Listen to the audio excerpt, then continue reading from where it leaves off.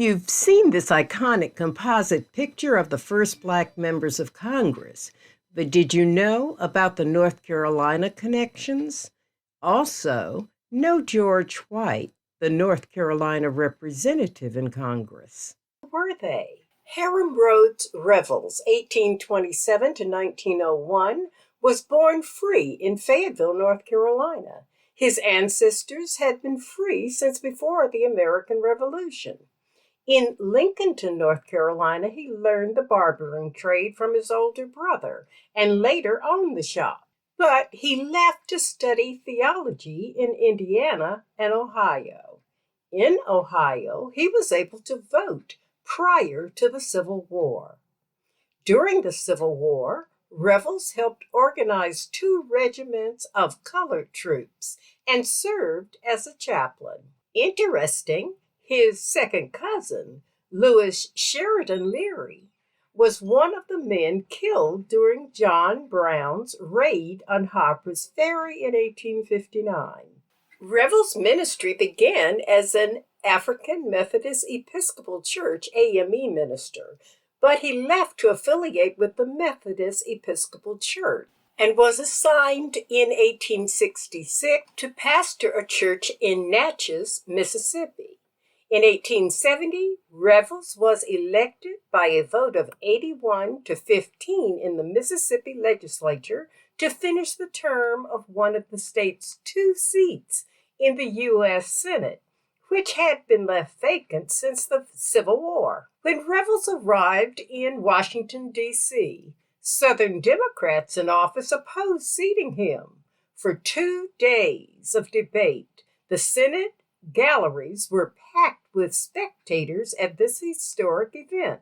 The Democrats based their opposition on the 1857 Dred Scott decision by the United States Supreme Court, which ruled that people of African ancestors were not and could not be citizens. They argued that no Black man was a citizen. But the 14th Amendment was ratified in 1868. Supporters of Revels made arguments ranging from technical issues to foundational arguments about the why the Civil War was fought and won. They even used the race card, arguing that Revels was primarily European ancestry and Octoroon because of his mother's Scottish blood. They stated that the Dred Scott decision should be interpreted as applying only to those of total African ancestry. Supporters said that Revels had long been a citizen, voted in Ohio, and that he had met the 9-year requirement of citizenship before the Dred Scott decision changed the rules. On February 25, 1870, the party line vote of 48 to 8 favoring Republicans, Revels became the first Black American to be seated in the United States Senate. Everyone in the gallery stood to see him sworn in. Benjamin Sterling Turner, 1825 to 1894, was born a slave in Halifax, North Carolina, but taken to Alabama with his family when he was 5 years old. Unschooled, Turner studied secretly to gain a primary education. He was freed by the Emancipation Proclamation in 1863. Turner became a successful businessman, opening a livery stable in Selma, Alabama, reportedly worth $10,000 for the 1870 census. Freedmen were granted voting rights, and Turner turned to politics. He began as a councilman for the city of Selma in 1869. He was unanimously nominated to be the Republican candidate for Alabama's 1st congressional district and elected to the 42nd Congress. In Congress, he worked to restore political and legal rights to Confederates who had fought against the United States in the Civil War. He also fought for the repeal of the tax on cotton on the grounds that it hurt poor Black Americans. He was not reelected. Robert Carlos DeLarge, 1842 to 1874, was born in Aiken, South Carolina, to a mixed-race free woman and a Jewish father. They sent him to North Carolina for a primary education, and he graduated from Wood High School in Charleston. During the war, DeLarge was employed by the Confederate Navy. At that time, he became involved in politics and was elected as a delegate to the South Carolina Constitutional Convention in 1868. That year, he was also elected as a Republican member of the South Carolina House of Representatives, serving one term until 1870, when he was elected State Land Commissioner. DeLarge was elected to the United States House of Representatives later that year and served from 1871 to 1873. After leaving Congress, DeLarge served as a local magistrate until his death.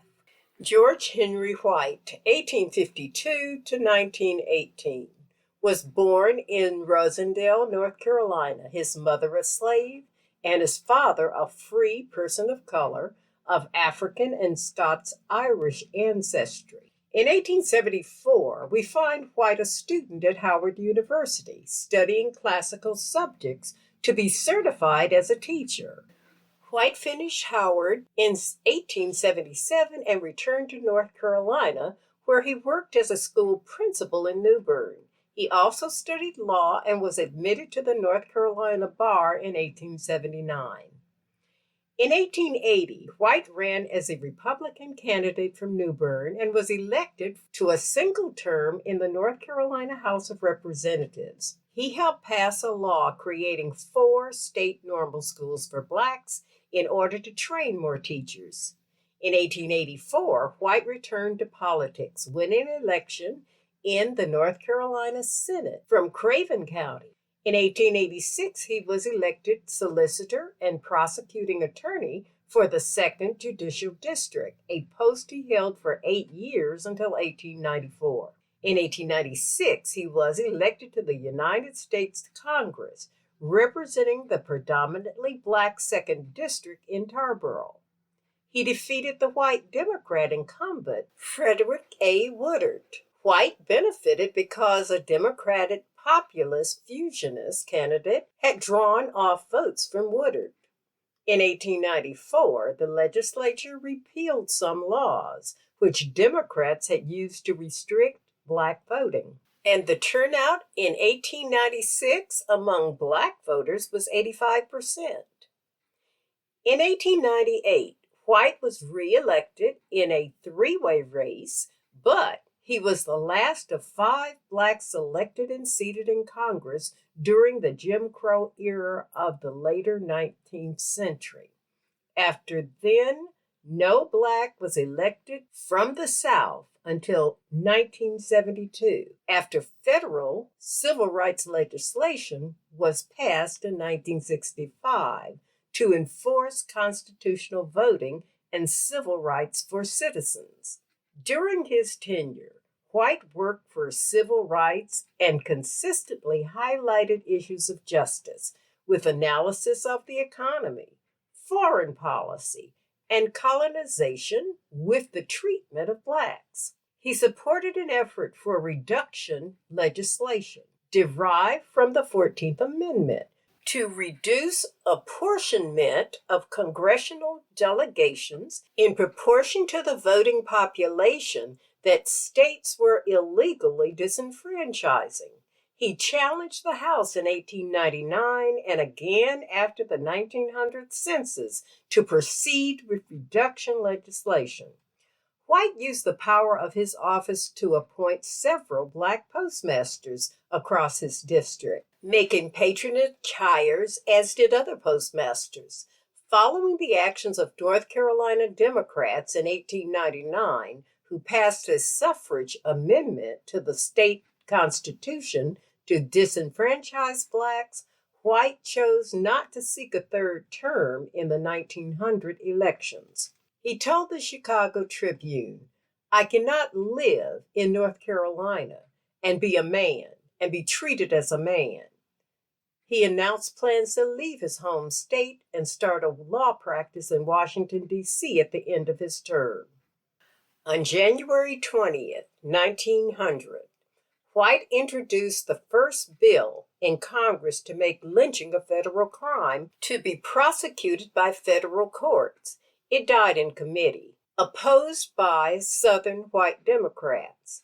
A month later, as the House was debating issues of territorial expansion internationally, White defended his bill by giving examples of crimes in the South. He said that conditions in the region had to provoke questions about national and international policy. He said, should not a nation be just to all her citizens, protect them alike in all their rights, on every foot of her soil? In a word, show herself capable of governing all within her domain before she undertakes to exercise sovereign authority over those of a foreign land, with foreign notions and habits not at all in harmony with our American system of government. Or, to be more explicit, should not charity first begin at home? White delivered his final speech in the House on January 29, 1901. This is perhaps the Negro's temporary farewell to the American Congress, but let me say, Phoenix-like, he will rise up some day and come again. These parting words are in behalf of an outraged, heartbroken, bruised, and bleeding, but God-fearing people, faithful, industrious, loyal, rising people, full of potential force. After White left office, no other Black American served in Congress until 1929. No Black American was elected to Congress again from a former Confederate state until Barbara Jordan's election in 1972. No Black American was elected to Congress from North Carolina until 1992.